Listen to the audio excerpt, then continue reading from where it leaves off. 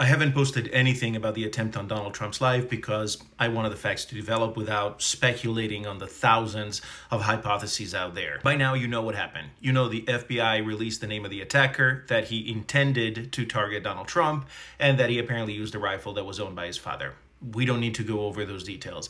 But there are three things that I think are important to point out. Number one, I don't think I need to say it, but violence has no place in our democracy and in our politics. Common sense requires that we condemn this act for what it is, a cowardly, heinous act and an attempt to silence the opposition.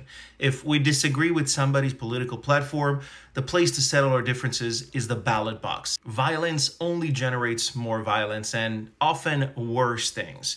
Not only did Trump dodge a bullet literally yesterday, but I think we did too as a country. Number two, this was not a false flag. Nothing suggests that it was, and so we must refrain from falling for that theory. Just as we condemn those that call the events of January 6th or Sandy Hook a false flag, so too must we reject that theory. Those actions do not represent voters on either side. They are simply the actions of one person who lives in a society where, sadly, firearms are more easily accessible than mental health care. Number three, and as importantly, while we all wish Donald Trump a speedy recovery and stand with him in condemning this act, make no mistake, that act will be used for fundraising. We condemn the violence in Pennsylvania, but that does not change Trump's platform. It doesn't make Project 2025 or Agenda 47 any less dangerous for America's basic rights. It doesn't mean that a Trump White House wouldn't curtail women's rights or LGBTQ plus rights, and doesn't mean that Trump